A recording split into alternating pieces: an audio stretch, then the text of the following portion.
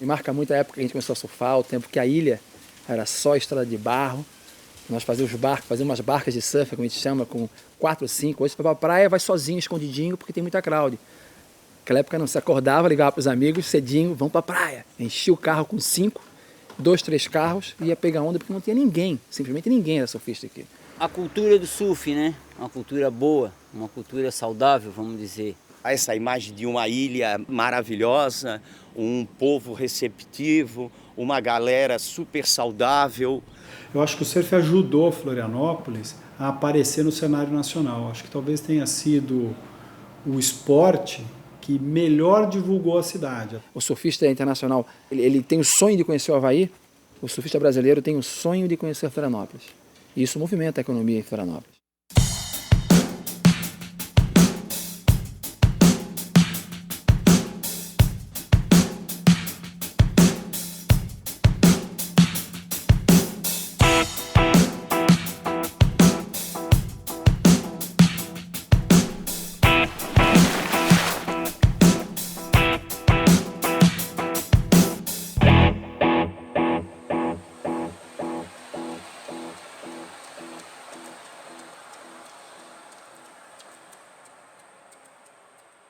O surf, ele levou a atenção também das pessoas e da cidade e foi desbravando esses locais, né?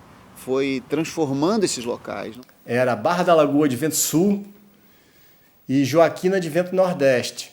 Para você ter uma ideia, a tão famosa Praia Mole, a gente passava de passagem, não surfava na Praia Mole. Para você chegar na Joaquina naquela época, se desse 3 dias de vento sul, você não passava por essa estrada de acesso, porque a duna tapava. E aí era uma aventura até o matadeiro, até armação, com lema, carro, atolando, o carro voltava, que era... Como é que descobrimos o Campeche? Não dava para chegar no matadeiro pelas vias normais, resolvemos cortar caminho e por um acaso chegamos no Campeche, num dia de altas ondas. Sobrava onda, né? Pô, Moçambique inteiro, tinha onda sobrando, faltava surfista naquela época, né?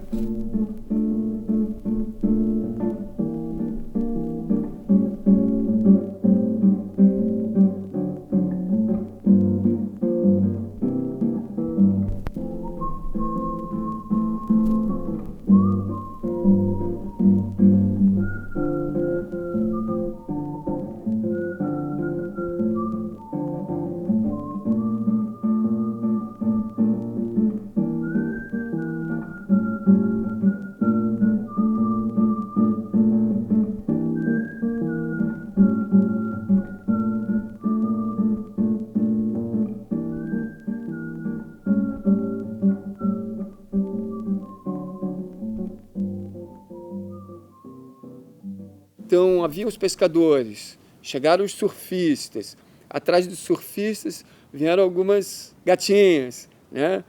Atrás das gatinhas vieram os playboys, atrás dos playboys vieram os ladrões. Florianópolis estava despertando, as pessoas vinham para cá para curtir os festivais, tinha música, tinha festas. Todo mundo se concentrava aqui, era o show de rock à noite, era o campeonato de surf e a escolha da garota da praia durante todo o dia, entendeu? Então a gente viveu essa essência, viveu essa tribo literalmente falando, né? Uma coisa é certa, né? A gente jamais podia imaginar na transformação que iria acontecer com o surf, né? Do que eram os eventos lá nos meados da década de 70 para o que eles se transformaram no dia de hoje, né? Os eventos mais importantes que ocorreram em Florianópolis, eles datam assim, começam em 1982, com o Festival Olímpicos, que era um festival nacional, na época o Campeonato Brasileiro de Surf, que aconteceu nos anos de 82, 83 e 84. Na sequência, com a saída da Olímpicos, veio a OP, uma marca que estava começando no surf brasileiro, pegando aquele boom do mercado de surfwear, e aí o evento, em 85, transformou Florianópolis em Floripa. Dava manchetes de campeonato em Florianópolis, né? Quando aconteceu aqui um campeonato internacional e a Joaquina deu as melhores ondas que eu já vi até hoje, justo no primeiro campeonato internacional. Se eu te disser que eu acho que eu já vi a Joaquina daquele jeito umas 2 ou 3 vezes, eu acho que é muito. Hang Loose 86. Foi um marco. Como eu vivo isso 24 horas, o Hang Loose trouxe aquilo que faltava pra gente, que era o reconhecimento internacional.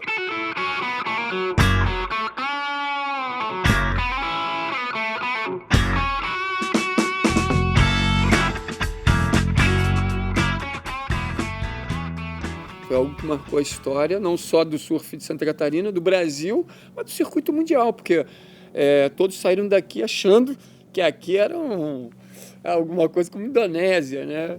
E não era. Mas tudo bem, foi uma coincidência e que explodiu, fez Floripa explodir como cidade de surf city, né? Cidade do surf. A gente era totalmente ignorado antes do Hang Loose. No cenário competitivo, a organização desse evento foi tão bem feita que serviu de base para que outras entidades no país pudessem adotar esse mesmo perfil de organização, planejamento e realização. Hoje é o melhor estado, todo mundo quer vir fazer campeonato aqui, a estrutura é boa, a Federação Catarinense tem um trabalho muito sério. Desde 1980, aliás, era a Associação de Surf. Depois, em 87, lançaram a FECASURF, né? E ela, nos primeiros anos, foi meio atribulado. Aí depois o Xande entrou como presidente da federação e foi o antes e o depois, né? Eu acho que nesses últimos anos, Santa Catarina foi um exemplo a nível nacional e até internacional de organização. E hoje nós temos aí uma safra de surfistas catarinenses destacando no cenário internacional. A época do Teco Padarates, do Fabinho Gouveia, que começaram a se despontar no esporte, começaram a aparecer na mídia, todo mundo já começou a ver, pô, isso é uma coisa legal, isso aí dá dinheiro, olha, os caras são pessoas corretas. Fico impressionado, assim, já o pai já almeja que o filho seja surfista, porque ele sabe que ele pode brilhar na vida, assim. Tu vê que impacto diferente. Quando eu comecei a surfar, eu queria ser profissional, foi uma maior confusão para poder dizer aquilo ali pro meu pai. Eu tinha vergonha de dizer para ele. Os aficionados do surf na época, todo mundo batalhava para que o surf fosse algo de expressão e tivesse uma imagem melhor do que até então tinha. Que durante muitos anos o surfista era surfista igual a maconheiro. Foi um delegado que falou, né, que nem todo maconheiro é surfista, mas todo surfista é maconheiro. Bom, isso acabou criando esse estigma. Com o surgimento da indústria do surfwear no Brasil, da indústria dos campeonatos de surf, a profissionalização dos atletas, a entrada de muita gente praticando e o principal, a grande massa de admiradores olhando para o surf, falando, pô, isso é um negócio gostoso, quero viver envolvido com isso. A cultura da praia passou a se reproduzir através do surf. O que se criou de ocupações remuneradas, para não dizer emprego, né, em volta do cenário do surf. É incrível isso. Existem vários setores, assim, né? Existem vários segmentos, assim. Então a gente poderia dividir o surf profissional, né, entre o comércio, a indústria, né, os atletas profissionais, aqueles que trabalham e se dedicam exclusivamente para a organização do esporte, os bastidores, as entidades que organizam o esporte. Num campeonato igual hoje aqui na Praia da Joaquina, a etapa do profissional, ela movimenta 40 pessoas diretamente ligadas ao evento. Desde a montagem da estrutura, o pessoal de segurança, o pessoal da praia, spotter, beat marshal. O spotter é aquele cara que fica atrás dos juízes chamando a onda. O beat marshal é o que entrega a lycra para os atletas, né? E temos 9 juízes que fazem as notas. E depois de 15 anos que eu participei como competidor, eu comecei a atuar como juiz. Eu fui juiz do circuito catarinense, do circuito brasileiro, do circuito mundial. E chegar no circuito mundial são 3 do Brasil inteiro que fazem. Coincidentemente, os 3 são daqui de Santa Catarina, porque a gente tem um material humano muito rico. E hoje em dia eu consigo viver só dessa profissão, apesar de trabalhar num outro lugar Porque hoje em dia o surf tem moleque desse com 14 anos que está ganhando salário, viaja o ano todo para todos os lugares.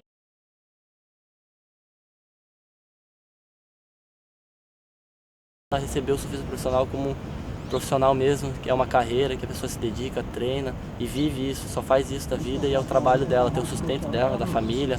Vários têm filhos, têm mulher, então constrói uma vida com o dinheiro do surf. A profissão de surfista ainda é nova, ainda não é regularizada juridicamente. Então, assim, a gente tá aprendendo, cara. Ou seja, você é patrocinado por uma marca, o que é que você vai fazer? Divulgar o nome da marca o máximo que você puder, logicamente, né, fazendo um trabalho direito nos meios de comunicação. As empresas de surf hoje não apoiam tanto como deveriam, né? Eu acho que hoje o mercado de surf vem crescendo muito, né? E investindo pouco ainda em atletas. Eventos a gente pode até considerar que tem muitos, né? Não o feminino, né? O feminino ainda... A gente... tem uma etapa por ano aqui de circuito mundial e olhe lá. Até o profissional ele tem muitos anos de amador, de campeonato, e vai para lá, vai para cá, corre o brasileiro. Mas acho que a determinação e a dedicação e um pouco de incentivo conta muito, porque muitas pessoas não têm talento, mas às vezes não tem incentivo para ir correr um brasileiro amador, para ir correr um campeonato que vai fazer ele se destacar realmente para depois ser um surfista profissional. Muita gente vem achando que o mercado do surf fomenta muito dinheiro. Na verdade, é uma grande ilusão, né? São poucas pessoas investindo, poucos empresários investindo no segmento. No século XXI, eu percebo que o surf está entrando numa crise existencial muito grande, onde a moda surf extrapolou os limites, né? Se perdeu um pouco da identidade. Acho que quando eu comecei a fazer prancha de surf, tinham mais ou menos 5 lojas de surf no Brasil. Hoje, acredita-se que tenha mais de 20 mil pontos de venda que vendam alguma coisa relacionada com o surf. A coisa do surf tem um apelo muito legal, porque ele tem, na verdade, uma essência, né? Ela nasceu para suprir uma necessidade mesmo, né? A coisa do moletom, da flanela, da jaqueta. Movimenta bilhões de dólares por ano a economia do surf, o surfwear. Eu me lembro que toda Florianópolis devia ter o quê? Quando eu abri a primeira loja aqui em 92, devia ter em toda Florianópolis no máximo 10 lojas de surf. No máximo. Hoje tem 150. O surf teve uma explosão industrial muito grande, né, cara? Que naquela época já descaracterizou um pouco o que ia ser o surf a partir dali. E hoje em dia também está descaracterizando. Tu abriu uma revista há 30 anos atrás, quantas marcas de surf tinha? Meia dúzia. Hoje tem 500 marcas. Então a gurizada está sempre querendo coisa nova. Então fica mais difícil para uma monomarca, entendeu? Hoje tu conseguir se sustentar. Agora, para ganhar dinheiro, para tu conseguir fazer giro, né, pagar teus custos, ter um volume de venda, eu acho que está mais para um lado de uma multimarca mesmo. A gurizada hoje se identifica muito, né, com uma loja de surf, né? Ainda mais uma loja que tem equipamento, que enche os olhos, tu entra, tu vê prancha. Os acessórios para o surf, que é a cordinha, a parafina, o antiderrapante, a roupa de borracha, a capa de prancha, entendeu? O rec. Tudo isso gera uma série de atividades. E dentro de cada um desses segmentos existem várias funções, né? Eu acho que na indústria, o fabricante de roupa de borracha, de acessórios ligados ao surf, os fabricantes de pranchas de surf, dentro da fábrica de pranchas de surf, outras funções, o laminador, o lixador. Floripa tá super crowd, né? Tem muitos surfistas, muitos deles são shapers, principalmente agora com a era da digital, que se faz prancha em SurfCAD e AutoCAD e outros programas de computador. A gente chegou assim no incrível número de ser a cidade que mais tem fábricas de pranchas de surf no mundo. Nenhuma cidade, nenhum lugar no Havaí ou na Austrália ou nos Estados Unidos existem mais fabricantes de pranchas de surf que Florianópolis. Mas a prancha, a essência da prancha, não tem indústria, porque ela continua sendo feita com a mão. Tem essas máquinas aí que copia e tal, mas não sei se é por aí. A prancha evoluiu muito pouco nesses anos. A prancha é fabricada basicamente da mesma forma, igual desde os anos 50. certo? Poucos produtos no mundo são elaborados e construídos da mesma forma por tanto tempo. Então, eu sou considerado inventor do surf, né? Porque eu invento formas diferentes de fabricar pranchas. Já inventei alguns tipos diferentes de laminação, de shaper, alguns processos eu vendi para outros. E estou sempre buscando coisas novas para aperfeiçoar a forma de fabricar as pranchas. De uma tecnologia diferenciada de termomoldagem, desenvolvida por Jair Fernandes, o machucho, aqui de Floripa mesmo. E eu faço pranchas sem longarina, com um isopor muito leve e que praticamente não oferece resistência alguma. Eu comecei a estudar cada vez mais assim, a história do surf e vi que alguns locais da Califórnia, Europa, Austrália, eu vi algumas pessoas que começaram a tentar resgatar o que havia assim de mais clássico e mais antigo assim em termos de surf. Atualmente eu tenho focado bastante nesse tipo de prancha de madeira, prancha oca de madeira, e sempre no estilo mais clássico, longboard clássico. Acabei que eu vi que estava crescendo muito o número de shape e a mão de obra das pranchas cada vez estava tendo menos, que no caso lixador, laminador, e foi aonde eu comecei a pegar esse caminho da laminação.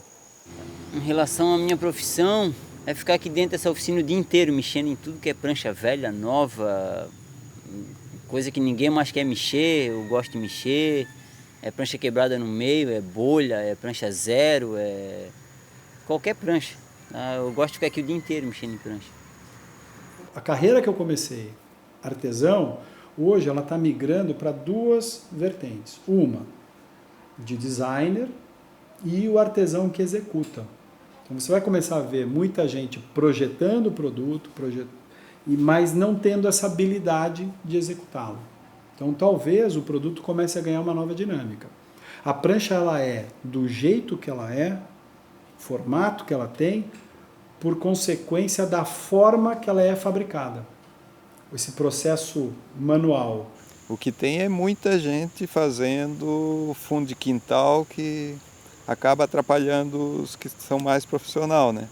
Quer dizer, atrapalhando não tanto, mas eu digo é que fica o preço, fica competindo com o preço, porque o cara que faz lá uma pranchinha, 2 por semana, se ele tiver o dinheiro lá para botar gasolina no carro para ir surfar e coisar, para ele tá bom. Então ele vende a prancha, fabrica uma prancha com aquele trabalho todo para ganhar R$100. Que se ele for botar, ele estava perdendo, né? Mas... Do ponto de vista de sustentabilidade, eu acho que a indústria de fabricação de prancha e a vida em volta do surf, ela é um pouco esquizofrênica, né? Ela é assim, bipolar. Porque o surfista se apresenta como um cara integrado aos movimentos da natureza, mas usa um produto extremamente fabricado com produtos industrializados. A questão do poliuretano, da fabricação comum e da quantidade de poliuretano que sobra nas fábricas que trabalham com o poliuretano e nas fábricas que detêm as máquinas de shape, realmente é uma questão a ser estudada e solucionada não somente pelo segmento, mas pela prefeitura e pelo governo, porque é uma questão muito séria e muito importante. O ideal é que 100% do material que você utiliza para fazer uma prancha ficasse nela mesmo, que ela não sobrasse nenhum resíduo. E se sobrar algum resíduo, que ele possa ser reaproveitado em algumas outras áreas. A sobra de poliuretano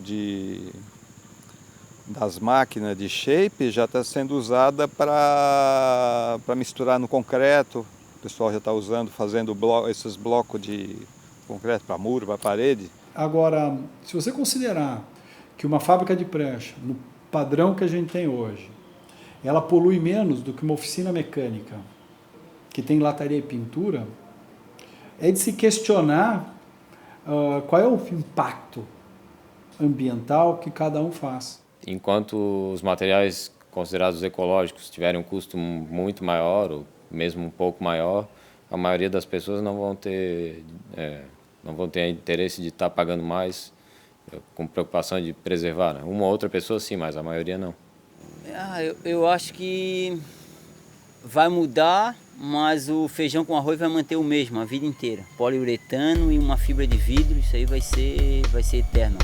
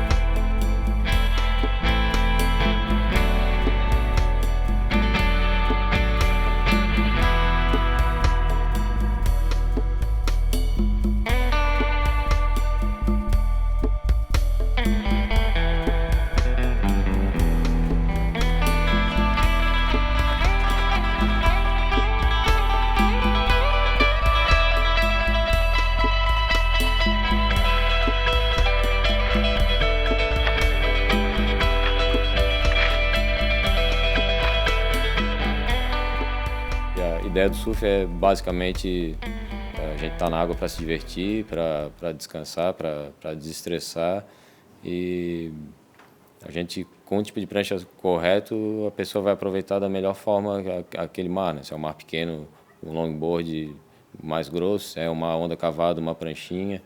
Então, mas muita gente tem essa ideia de aparência. Nos anos 70 as pessoas gostavam de deslizar na onda. Era o prazer individual de perceber você deslizar numa frequência, numa marola, numa onda, que é a única frequência energética que você vê a olho nu, né?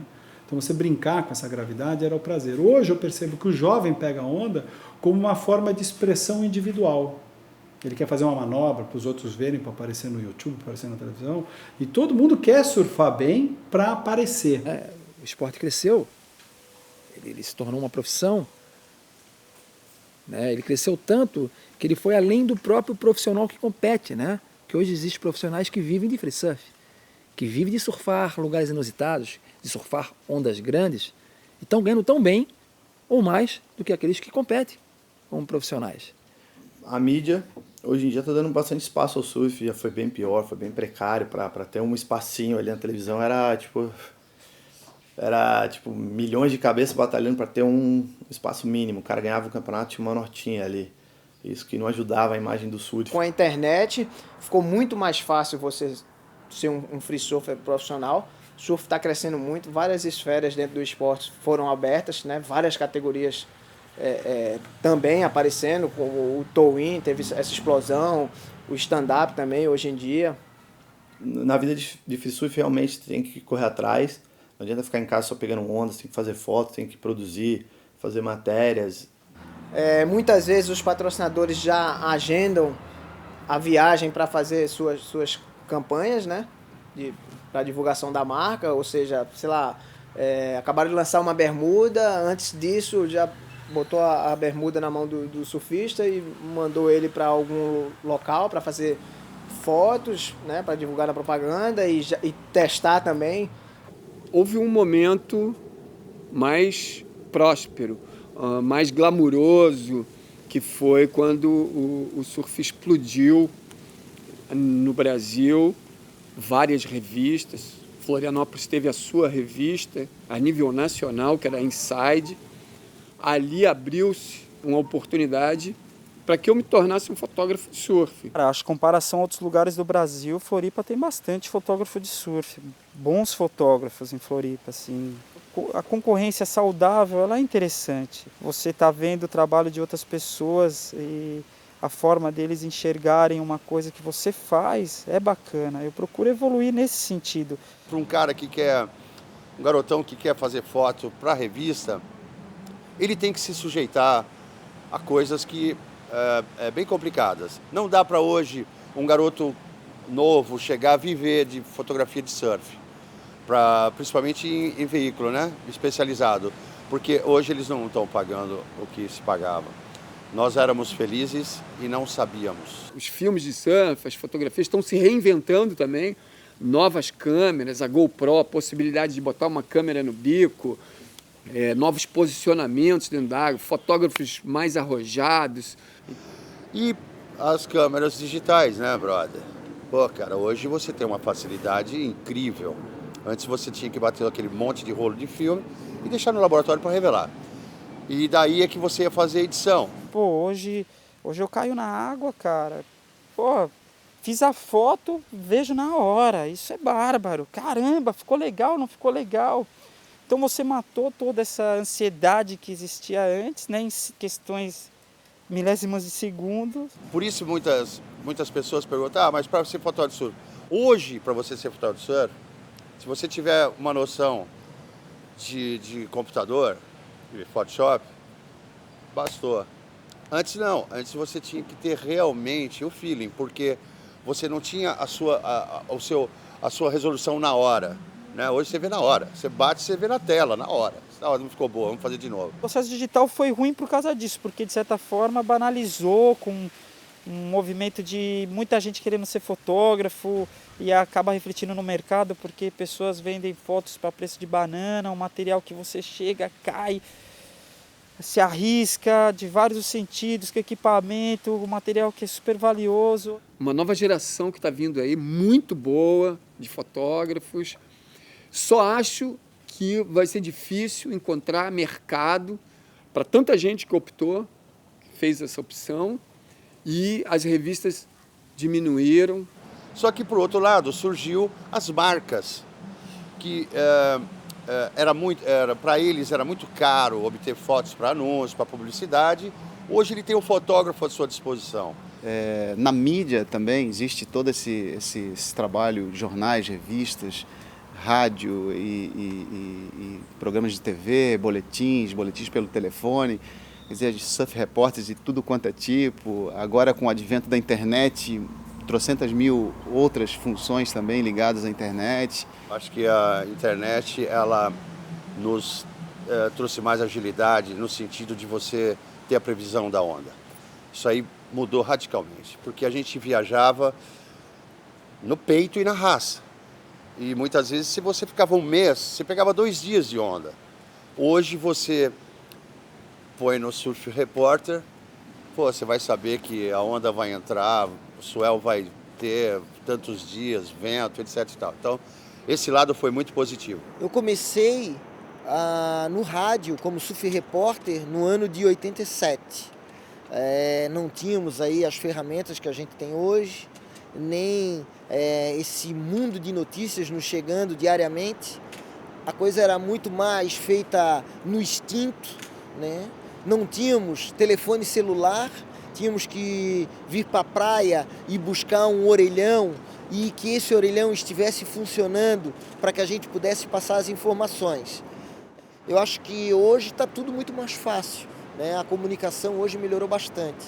A gente tem aí os boletins no rádio, nas principais emissoras aqui em Floripa. Temos 3 boletins de telefone aqui na cidade também, né? Então, o surfista que quer saber da condição do mar, ele tem uma infinidade de opções na internet, no telefone e também pelo rádio. Olá, salve galera, muito bom dia. E que dia!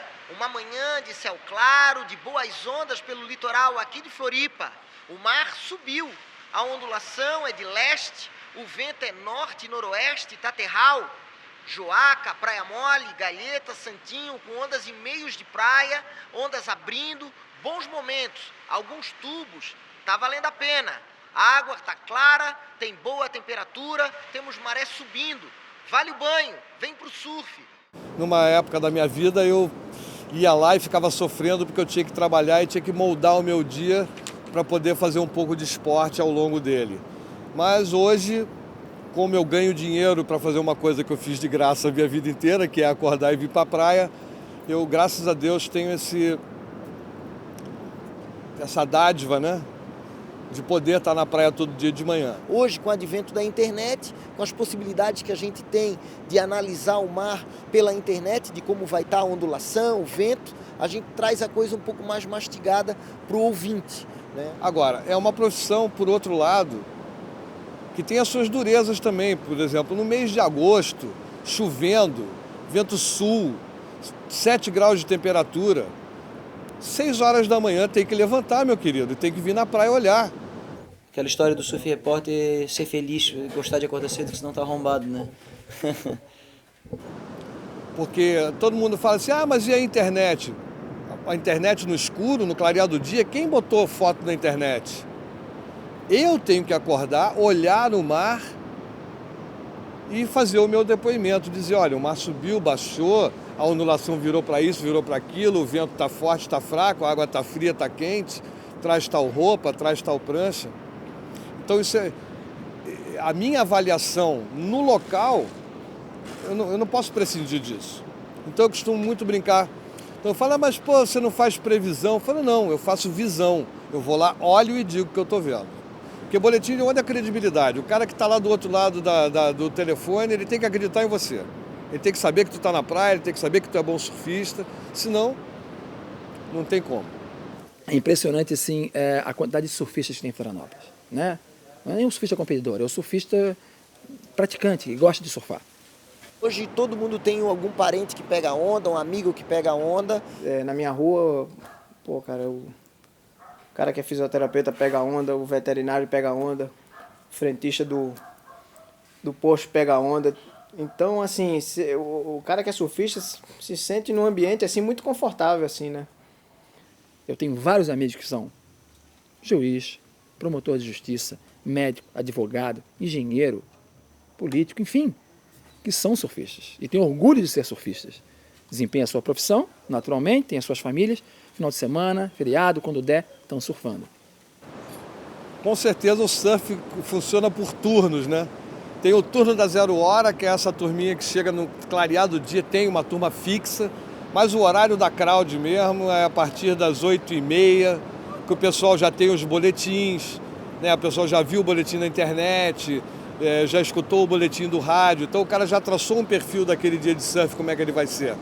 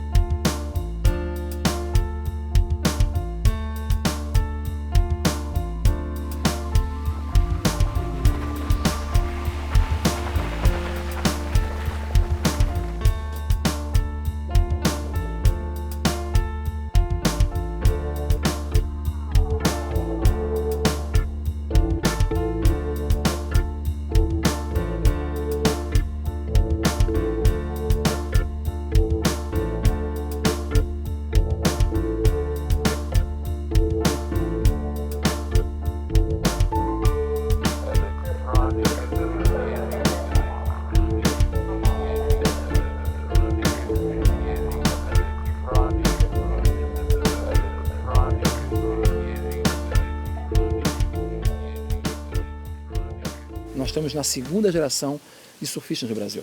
Hoje eu tenho 4 filhos, 3 são surfistas. Em casa é prancha para tudo quanto é lado, roupa de borracha para tudo quanto é lado. Uma das coisas que me fizeram vir para cá também foi o fato de repente dar uma oportunidade para meus filhos de serem surfistas profissionais, caso eles quisessem, né? E a gente veio para cá e aqui eles começaram a competir no circuito catarinense e evoluíram muito rápido assim. O Ian, para minha felicidade, decidiu seguir a carreira como surfista profissional, o que acaba me ajudando muito. A relação é muito boa, né? Mas na verdade ele nem botou muita pressão, desde o começo ele deixou eu fazer o que eu sempre quis, deixou eu viver, eu mesmo que admirei e aprendi a gostar e comecei a amar o surf e querer ser igual a ele. Quando eu tô em casa, eu surfo direto com meu pai, a gente acorda cedo e vai onde está o melhor pico. Mas sempre deixei à vontade, porque, pô, meu trabalho maior é como pai, né? Educador como pai. Então, assim, já pego no pé pesado aqui com a galera.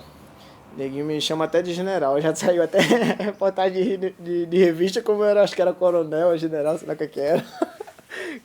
Geralmente ele ajuda muito no trabalho de organização, de viagens e de competições, onde eu devo ir, o que eu devo fazer. E geralmente as minhas competições são longe, né, de casa, então não é sempre que ele está por perto, mas quando ele está por perto ele sempre ajuda, como um técnico mesmo. E o legal é que, assim, no Brasil, a gente não tinha tanta tradição, assim, de pais com os filhos surfistas, né? Então, acho que agora, algumas gerações que estão aí, já estão nesse aspecto. Os pais foram surfistas e os filhos estão seguindo. Tem a pressão também que nego fica falando, filho de Fábio Gouveia vai ter que surfar, vai ter que quebrar. Mas felizmente, eu não tenho essa pressão.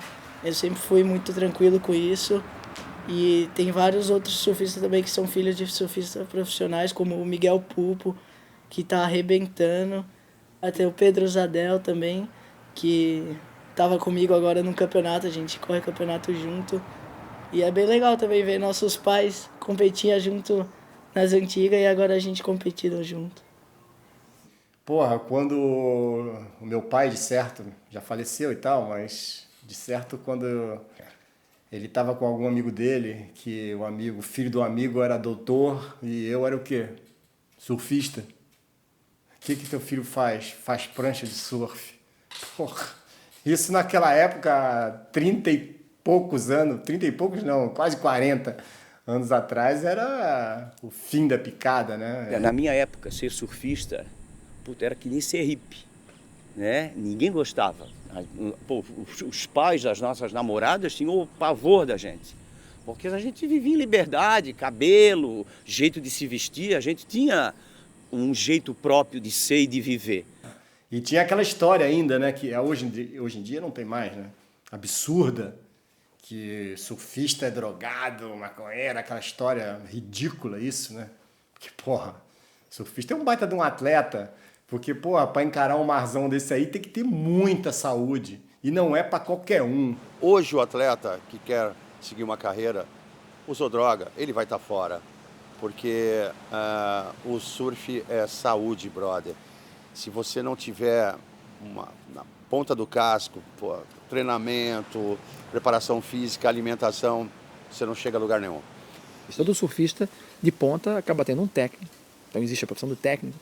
Existe vários nutricionistas que são focados para a preparação dos atletas de surf. Existe preparadores físicos, né? Pessoas formadas em educação física que estão se especializando na área do surf e treinam alguns atletas. O Aragua aqui é um centro desportivo cultural, um centro de treinamento que foi construído para trabalhar com o surf, mas com o passar dos anos passou a atender muito a comunidade. Um belo dia nós estávamos treinando nas areias ali nas dunas da Lagoa da Conceição e passou o Netão e me fez um convite para ver se eu não me interessaria em montar um sistema apropriado para os surfistas poderem aprimorar o seu condicionamento físico utilizando o máximo possível ambientes naturais, né? E esse local para nós caiu como uma luva porque os surfistas se apaixonaram, né? Então, daquela época para cá, a gente teve vários dos top surfistas do Brasil e alguns WCT que treinaram conosco. Além deles, depois também veio a comunidade, né? A gente veio para cá e começou a aplicar, né, esses conhecimentos de trabalhos de saltos, deslocamentos, fortalecimento geral, trabalhar a explosão, tudo utilizando a areia fofa como um carro-chefe desse sistema, onde o indivíduo se acostuma com o meio ambiente, com os locais onde ele está, ganhando vantagens para o lado do fortalecimento, para o lado do equilíbrio, né? Esse trabalho vai fazer com que eles possam ter uma amplitude maior nos movimentos, nos saltos que eles têm hoje em dia dentro da água, porque com esse profissionalismo exacerbado, hoje em dia todo mundo querendo ser cada vez melhor e mais, fez com que eles hoje em dia, dentro da água, estejam fazendo manobras muito acrobáticas às vezes. E essas manobras acrobáticas, eles têm que ter uma sustentação nessa parte do condicionamento físico. Agora, por causa do tow-in, das ondas grandes, das escolas de surf, das crianças entrando em grande escala na atividade do surf, os pais descobrindo que quando a criança surfa, ela come bem, dorme bem, ou seja, faz muito bem à saúde da criança, está pintando uma imagem de saúde em cima da vida do surfista, né? O surf passou a ser uma recomendação médica, inclusive. Várias pessoas que eu conheço que começaram a surfar com 30, 35 anos agora. Por quê? Recomendação para desestressar, para relaxar, como terapia. É só ver nas escolinhas de surf a quantidade de pessoas mais velhas que estão aprendendo surf depois dos 40 anos de idade. O surf, ele desenvolvido com método e com equipamento correto, ele pode ser praticado por pessoas de 7 a 77 anos. Então eu diria que, número 1, né, a gente trabalha de dezembro a março com o turista e com pessoas que vêm de diversos lugares do mundo buscando justamente essa questão de Florianópolis oferecer turismo de aventura com segurança. A gente começou por aquela necessidade de fazer umas aulas com os turistas que vinham em grande número, ensinar um pouco de surf, ganhar um dinheiro e comprar uma prancha nova e uma roupa de borracha nova. E com o passar dos tempos, assim, a gente foi evoluindo muito, né? Foram surgindo outras escolas, outras pessoas fazendo a mesma coisa, e também aí surgiu a necessidade de organizar o segmento, né? Foi aí que a gente fundou a Associação Catarinense das Escolas de Surf. Paralelo ao processo de regulamentação da profissão de educação física que aconteceu no Brasil em 98, Em 98, nós já estávamos trabalhando há 5 anos, meia década, para regulamentar e para unir as escolas aqui de Florianópolis, porque eu gostaria de dizer para o meu filho, que estava para nascer, que eu sou um professor de surf, hoje está regulamentado como orientador de surf. Então isso é bacana porque a gente tem essa regulamentação profissional depois de uma batalha, depois de buscar qualificação, de buscar parcerias com as instituições mais sérias que trabalham regulamentando o esporte. Não tem lugar para aventureiro em aulas de surf, né? Hoje, Florianópolis é o maior espelho, a maior vitrine sobre escolas de surf, aprendizado de surf é Florianópolis. Gera emprego, gera renda, alimenta famílias com a escolinha de surf. Inicialmente era só no verão, hoje é ao longo praticamente do ano todo. Hoje em Florianópolis são 35 escolas regulamentadas. Por exemplo, a nossa trabalha com 7 pessoas na equipe. Então, a média de pessoas que trabalham em equipe de escola de surf seria 5. Essas pessoas, elas estão oferecendo durante o ano uma atividade saudável, ligada à vida, à saúde, ao meio ambiente, isso tudo com baixíssimo custo, uma vez que a estrutura, a sala de aula está ali, é a própria natureza. Enfim, é um segmento organizado, um segmento que hoje gera emprego, renda e acima de tudo, um segmento seguro, né? O funcionamento das escolas durante o inverno é muito importante porque elas promovem centenas de salvamento, uma vez que muitas praias de Florianópolis e Santa Catarina não contam com o apoio e a presença do grupo de salvamento durante o ano inteiro. Todo surfista ele é um salva-vida em potencial, né? Hoje existem números fantásticos assim que podem comprovar isso, né? Mais de 60% de todas as ocorrências, de todas as abordagens a salvamento na beira da praia, no mar, elas são feitas primeiramente pelos surfistas, né? E num segundo momento por salva-vidas profissionais, no caso, aqueles que estão ali na torre trabalhando. A meu ver, eu não quero ofender a classe, mas o surfista é muito mais salva-vida do que o próprio salva-vida. Porque passou a vida inteira sendo socado por uma onda. Entendeu? Então o Salva-Surf é isso. O Salva-Surf surgiu mesmo como no início para ajudar os surfistas a se tornarem verdadeiros salva-vidas, verdadeiros surfistas salva-vidas. E num segundo momento a gente foi evoluindo para outras técnicas de salvamento, especialmente o resgate com jet skis. Hoje o Salva-Surf é uma equipe que trabalha com segurança aquática em eventos náuticos e também dá suporte para produções aquáticas.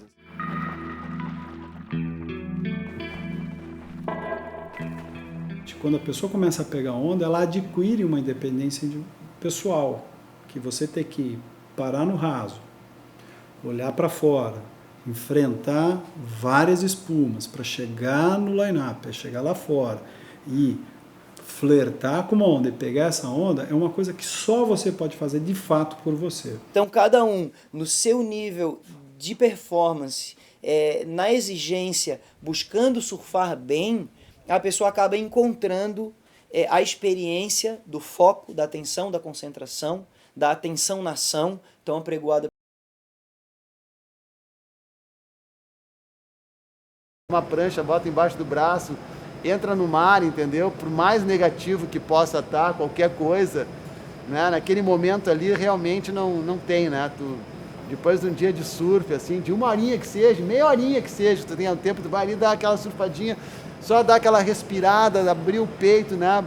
Pegar aquela ondinha, tu já sai bem. Porque não interessa, quando você pega a sua onda boa, quando você pega um tubo, faz uma manobra, ou percorre uma onda muito longa, ao final dela tu vai estar em êxtase. Independente se tu quebrou aquela onda, independente se tu é o melhor surfista ou não é. Então é muito pessoal esse prazer. E geralmente todo mundo acha que pega mais do que realmente surfa.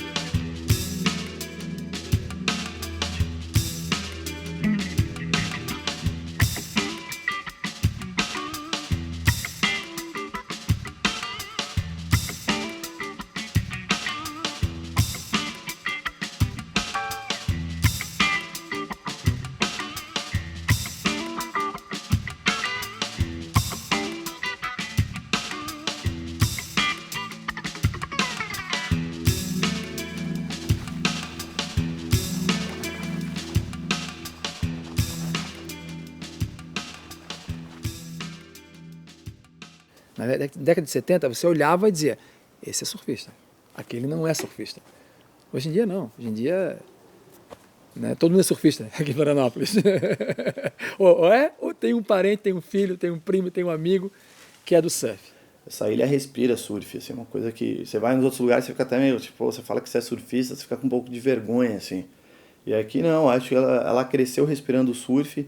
E a primeira coisa que as pessoas falam, assim, turistas em geral, Florianópolis, a Ilha da Magia, ou é praia ou é surf. E isso acho que entrou no inconsciente do jovem.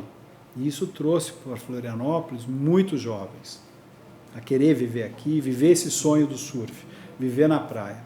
Automaticamente, muitos jovens que não conseguiram fazer isso, quando ainda jovens, quando adquiriram uma maturidade econômica, mudaram para cá também. Vários surfistas que vieram para cá, né, a lagoa antigamente era longe.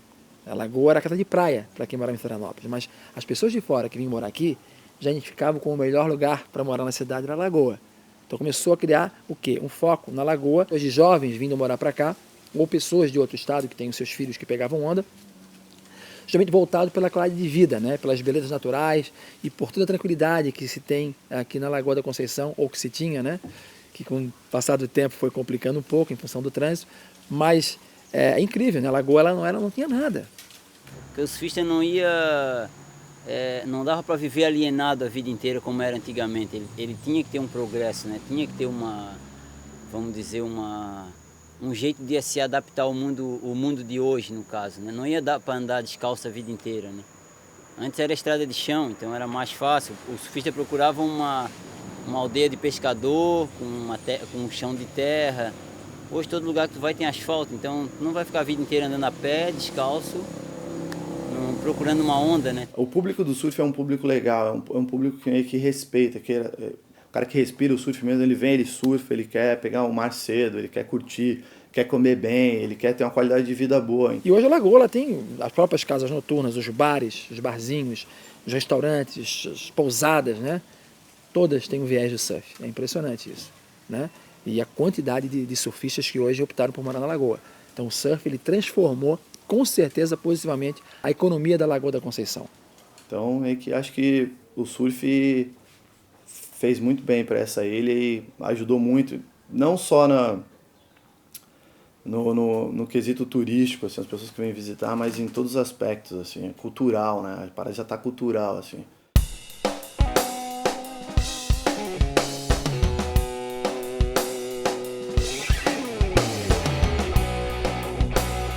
Falou em skate em Floripa, a galera já pensa em Rio Tavares.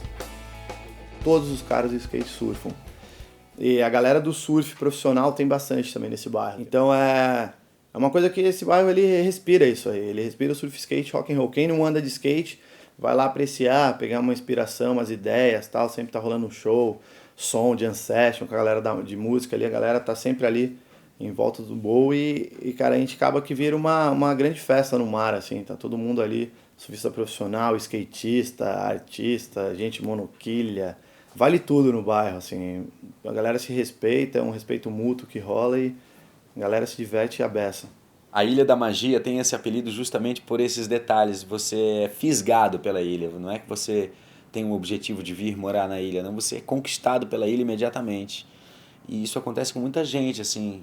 Eu conheço muita gente que veio passar o verão e nunca mais voltou. Então eu acho que Florianópolis teve esse impacto desse paraíso exibido pelo surf, essa divulgação global, até posso dizer, e ao mesmo tempo teve o seu malefício do excesso de gente vindo para Florianópolis, né? Ela começou a ser um cenário paradisíaco, onde todo mundo queria viver o seu sonho de paraíso aqui.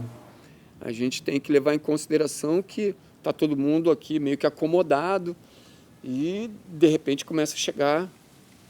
Quem vem para cá se apaixona, quer ficar. No começo do surf não existia localismo em Florianópolis, né? E nós surfistas daqui tínhamos um grande prazer e um grande orgulho em divulgar a cidade, em dizer que dava altas ondas e que era demais e tal. Até o momento que houve a grande mudança, né? Que não foi de uma hora para outra, mas no passar dos anos a imigração e a dificuldade com o trânsito, o crowd na água, tudo isso foi mudando a maneira do surfista agir. Com certeza o surfista ele é territorialista, então o que pode se chamar de localismo, né, é uma tentativa de preservar a qualidade do surf em determinado lugar. Há uma dualidade incrível quando a gente fala de localismo, entendeu? A gente nunca vai conseguir ser unânime nessa questão. É bom deixar claro que o localismo é polêmico, sim. Não dá para dizer que ele é ruim, não dá para dizer que ele é bom. Nós temos umas 2 ou 3 praias aqui em Floripa que tem um problema grande assim de localismo, né? Que aqui é a Praia da Joaquina, eu acho que o Campeche e um pouco o Matadeiro, que são praias onde tem muitos surfistas que são de Floripa, que cresceram aqui, que foram criados aqui, que aprenderam a surfar aqui. Eu acredito assim que as pessoas têm que respeitar os locais, né? Tipo, eu moro aqui na Barra, eu acho que as pessoas que vêm surfar aqui têm que respeitar as pessoas que já são aqui, que já moram aqui, né?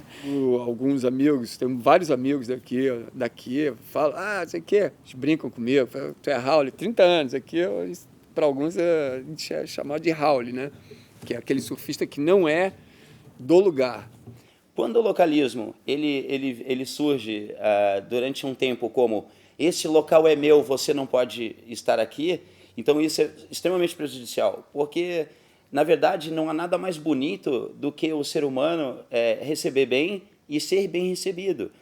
Eu acredito que tanto no surf como fora do surf, uma pessoa quando vem de fora para entrar na tua casa, em qualquer lugar, ela tem que mostrar um certo respeito, ela não pode chegar fazendo o que quiser. É a mesma coisa eu entrar na casa do outro e já sentar no sofá, pegar o controle da TV e começar a escolher os canais, né? É o cara chegar na praia que não é a dele, entrar no mar e querer escolher as ondas e passar na frente de todo mundo. Porque surfista, na real, cara, acaba sendo todo mundo meio egoísta, né? Você quer pegar onda. Claro, neguinho se amarra em dividir a sessão com um amigo e tal, mas você entra no mar, principalmente no mar clássico, a maioria da galera quer quantidade de onda. Tá todo mundo morrendo de fome. Eu sou a favor sempre do bom senso. Eu acho que se a pessoa age com bom senso e com uma boa intenção, o localismo é muito bem-vindo, porque ele faz a pessoa de fora entrar no ritmo local de preservação daquele local. Isso não quer dizer que ele vai chegar aqui e não vai pegar onda. Eu sou contra aquele localismo agressivo, de briga, de pancadaria. Eu acho isso não leva a nada, né? Mas um certo respeito para quem é do local, para quem foi criado aqui, quem viveu aqui, eu acho que é necessário. Às vezes pelo comportamento tu consegue perceber, é a pessoa que pega uma onda atrás da outra, né? Que vai sempre pro pico, então às vezes tu percebe quem é local assim, né? O brasileiro ele não se acostumou muito com aquela coisa de respeitar um pouco a rotatividade. Você pegou uma onda, você vai ali, aí o outro pega. Aqui no Brasil, como a onda dá ali, dá aqui, você rema para cá, rema para lá, e a pessoa não sabe exatamente em que lugar da fila estaria. Então isso gera conflito. Eu não sei o que determina uma pessoa achar que ela pode surfar mais um lugar mais do que a outra. É o tempo que ela vive naquele lugar, é há quanto tempo ela pega onda naquele lugar, é quantas vezes ela vai por semana, ou é simplesmente uma questão de grito? Então, eu já fui hostilizado nas praias que era o meu xodó, né? Por exemplo, a coisa ficou assim, o cara que se sobressai no pico, ele se sobressai com a agressividade dele. Não na onda, num pancadão, numa manobrona, mas porque ele vai para academia, fica um homem desse tamanho, fortão, aí tem a técnica de te esmigalhar, e ele é o cara que vai pegar a melhor onda, porque ele pode, né?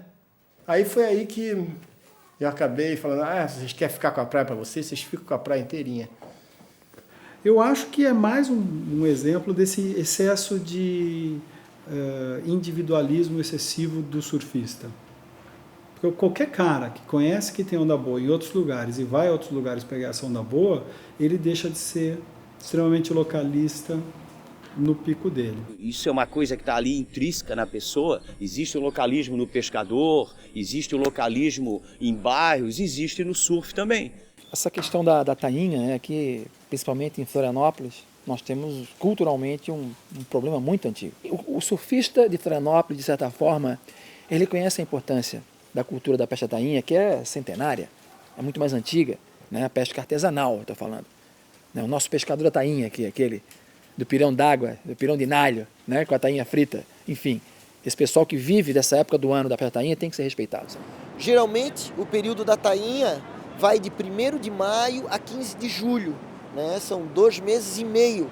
Só que muitas vezes o período é antecipado e as praias já são liberadas em função da falta de peixe. A questão da tainha, eu acho que é apenas mais um exemplo de localismo.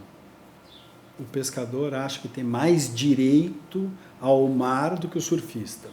E alguém lá atrás inventou que prancha espanta peixe. Se prancha espanta peixe, imagina motor de barco, né? Cientificamente ela não tem fundamento, tá? Porque nós surfamos desde a época de 70, onde não existia a época da tainha. Nós, em harmonia com os pescadores, a gente pegava a onda, certo? E a tainha do nosso lado, eles faziam o cerco e a gente ajudava a puxar a rede, ajudava a levar o cabo da rede lá no barco lá fora. A gente fazia parte do processo. Tem fundamento, sim senhor, claro que tem. Tem fundamento, sim senhor. Tu vê, eu sou um surfista, né? De coração, da antiga, etc e tal, mas o pescador tem razão. Eu não sei, eu acho que a devastação que os barcos de pesca industrial fazem deveria ser muito mais combatido do que o surfista. Com o desenvolvimento da pesca, a tecnologia da pesca, o peixe começou a diminuir. E coube aos surfistas a culpa dessa diminuição. O que os surfistas de hoje têm que entender que há alguns anos atrás, há 30 anos atrás, todas as praias eram fechadas no período da pesca da tainha. Então houve uma evolução muito grande, né, nesse sentido. Certo? Eu acho que a pesca é importante, é um fator que é cultural, é tradicional, ela tem que ser mantida, apesar de que pescar em época de desova não é uma coisa correta, mas isso aí deixa para quem decide decidir. Se acabar a pesca artesanal, um pedaço da cultura, da história dessa cidade vai acabar também. E eu não quero isso. Eu quero continuar surfando, mas quero continuar participando e vendo e fazendo parte da história da pesca da tainha.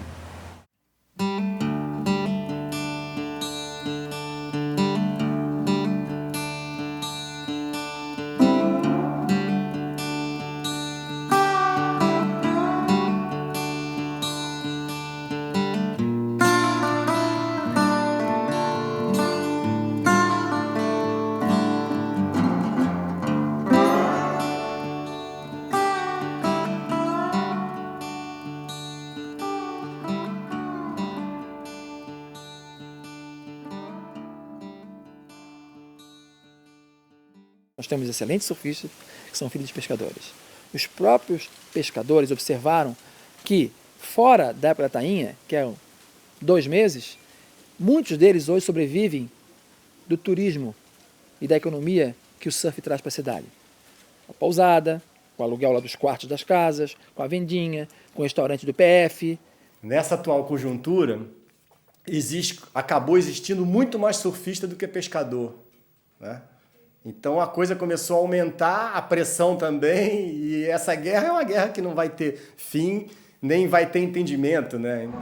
Mas eu acho que daqui a um tempo vai ter uma conscientização deles, vai trocar a geração, eles vão evoluir um pouco e vão começar a ver que tem como ter um trabalho em grupo, o mar cresce, a gente pode surfar, o mar diminui, todo mundo respeita, ajuda, que eu já vi acontecer isso. Talvez os surfistas acordem e falem, peraí galera, vamos se unir e vamos fazer um basta para essa devastação, poluição de praia, esgoto, emissário, construção na beira de praia. Vamos de fato fazer um movimento político, porque os pescadores, em minoria, conseguem tirar todo mundo da água em algumas praias. E como é que será que os surfistas, que são uma maioria, não conseguem parar com devastação de praia? No cenário de Florianópolis, há momentos em que o surf é muito forte.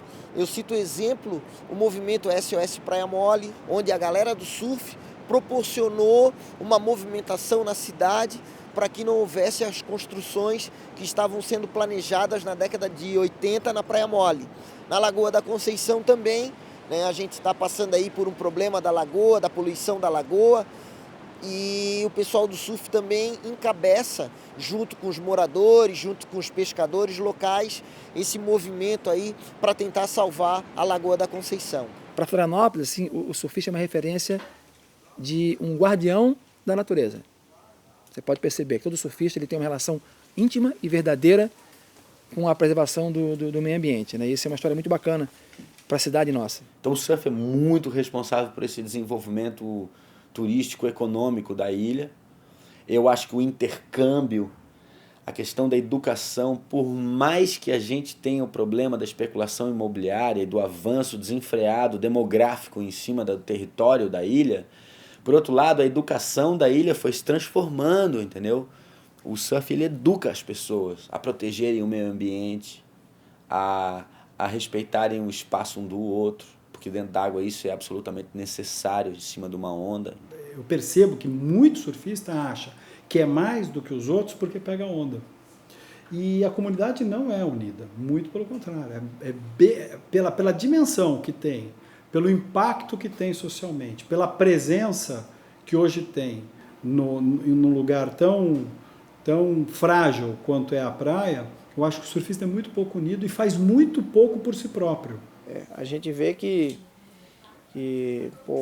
praias estão ficando poluídas. Semana passada saiu um site de surf que o riozinho do Campeche estava poluído. Enfim, é um negócio muito difícil de combater, mas eu acho que os órgãos públicos que têm o poder tá na mão deles. Claro que todo mundo tem que fazer a sua parte. Eu posso ir ali, catar meu lixo, ou catar o lixo dos outros, ou enfim, dar um toque a um ou a outro. Mas está na mão de quem tem realmente o poder, né? Uma ilha tão pequenininha, deixar acontecer o que está acontecendo, eu acho que é falta de pulso, né? Porque 54 quilômetros por 18 de largura, eu acho que se uma boa administração, acho que dá um jeito, né? Não é só fazer a divulgação, não é só divulgar o turismo, as qualidades, todos os nossos potenciais e não ter condições de criar uma infraestrutura para receber, né? Para também poder abrigar os turistas e poder, quem ir embora, falar, Floripa é bom, vai para Floripa, vai passar suas férias em Floripa para surfar, tem altas ondas, é tranquilo para deixar carro, tem pousada boa, tem lugar bom para ficar, é tranquilo na praia. Acho que não dá para pensar Floripa não crescer. Entendeu? Não dá para pensar que Floripa vai ser restritiva, para poucos. Mas esse progresso tem que ser planejado, porque senão a gente vai destruir um lugar que é muito bonito, é um lugar que a natureza nos abençoou. Hoje o grande problema de Florianópolis é a locomoção, é como se movimentasse. Florianópolis é uma cidade de grandes percursos. Qualquer lugar que você vai, você andou 10, 15, 20 quilômetros. Que a gente não vai conseguir fechar a ponte como alguns querem, alguns têm essa ideia, eu acho que é impossível, não tem como. A questão é, o que você cria para que aquele lugar comporte essa movimentação? O que a gente está vendo é uma cidade sendo sufocada por uma indústria que diz que traz divisas e que é tudo mentira. Fizeram tanta propaganda que, o mundo inteiro quis vir morar aqui. Aí ficou isso aí que está aí hoje, trânsito. Para passar a ponte tem horário. Aí quando você para e pensa assim, quem é que ganha de fato com o congestionamento? Eu perco, você perde, todos perdem, mas alguém ganha. Porque ali está se tendo um consumo de combustível altíssimo. É mais veículo, é mais energia, é mais esgoto, é mais água, é mais tudo e menos qualidade de vida.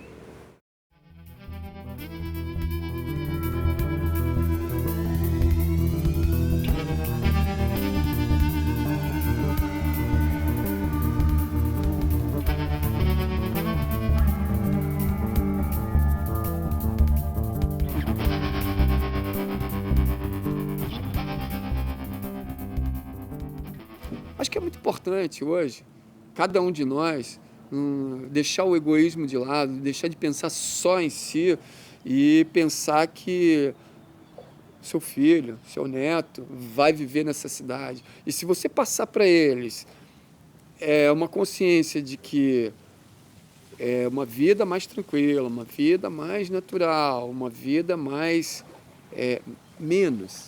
O segredo não é nem mais, é menos, sabe? Menos, sabe? A gente vai ser mais feliz, a gente vai se conhecer mais, a gente vai conhecer melhor as pessoas. E na nossa relação com o surf, a gente vive momentos de integração com a natureza, com Deus, com nós mesmos. Por essa razão, muitas pessoas gostam de citar o surf como religião, como filosofia. Através do surf eu aprendi muita coisa. Até de que o surf não é tudo também. O surf é um esporte que ele é mais do que um esporte, né? Poderíamos dizer assim. Eu vejo por mim, o meu exemplo. Eu fui mordido por um bichinho que me inoculou uma doença, vamos dizer assim, né?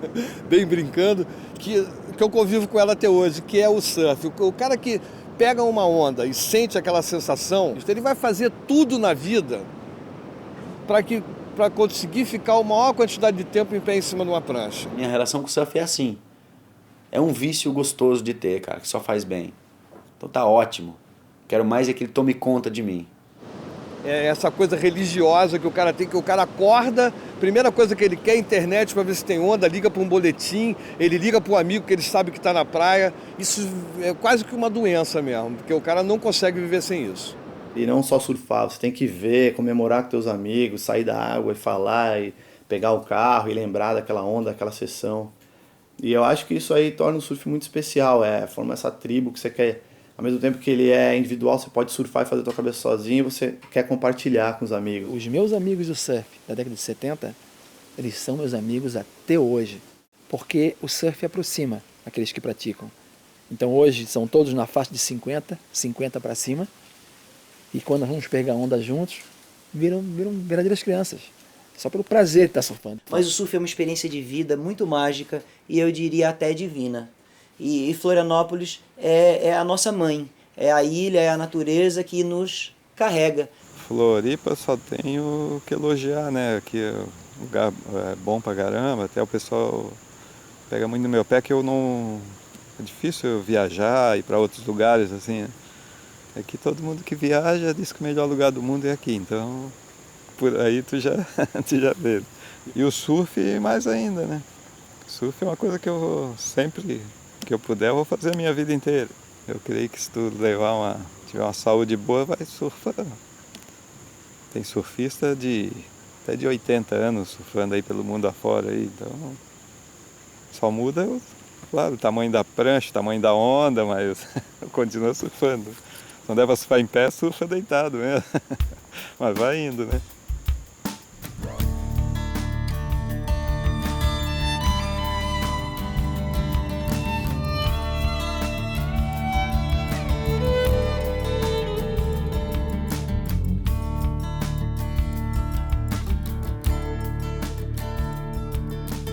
Ia surfar no Campeche em 4 amigos.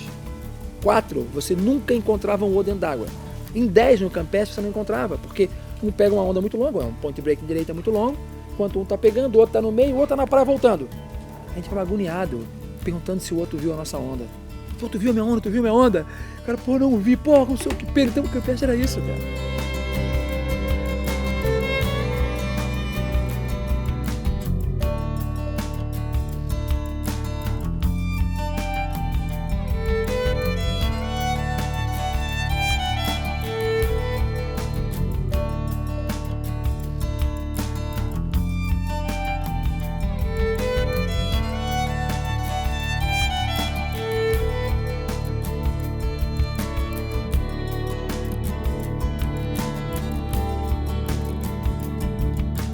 O cara que mora no Campeche vai dizer que gosta do Campeche, o cara que mora no Santinho vai dizer que gosta mais do Santinho, o cara que mora no meio da praia ali vai dizer que gosta de surfar na cruz.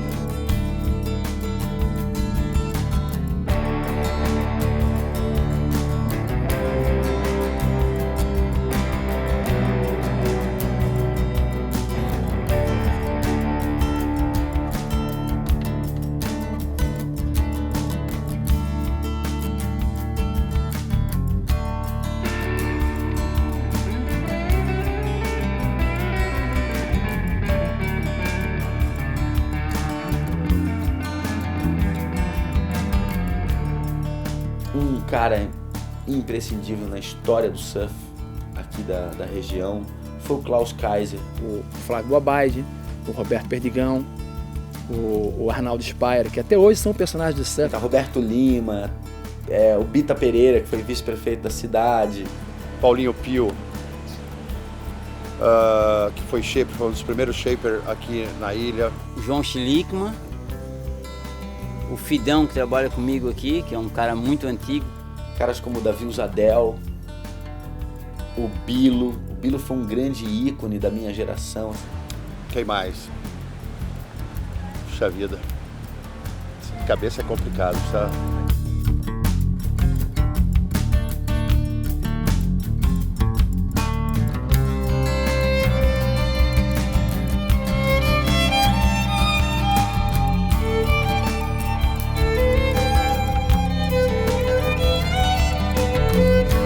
Saía daqui caminhando, enchia a sacola de fruta, ficava o dia inteiro na praia, voltava, batia um prato de comida e ia dormir. Aí vinha aqui, pegava uma maconheirinha ali na praia, já dizia que era surfista. Ele tinha um recalque com esse tal de surf que, meu Deus do céu, hein? Mas daí a coisa foi indo, o surfista foi evoluindo, de repente ele começou a causar inveja nas pessoas, ele virou o Bon Vivant. Que é o cara que, pô, esse tem a vida ganha. Esse não quer nada com a vida, ele tá nem aí pra hora do Brasil. Na verdade, todos queriam ter a vida dele. Mas ninguém tem coragem de assumir a vida que ele tem.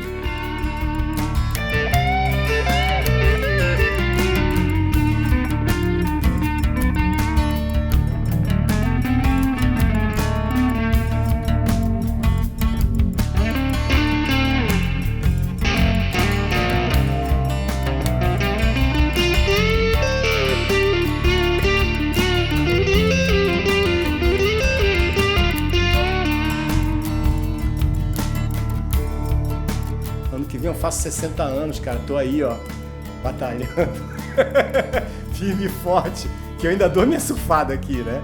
Eu moro lá em Urubici, mas tá aí, ó, meu quarto cheio de prancha, eu venho aqui dar minha surfada, pegar minha aguinha salgada, né? Volto lá pro meu rio, lá com a minha ondinha também.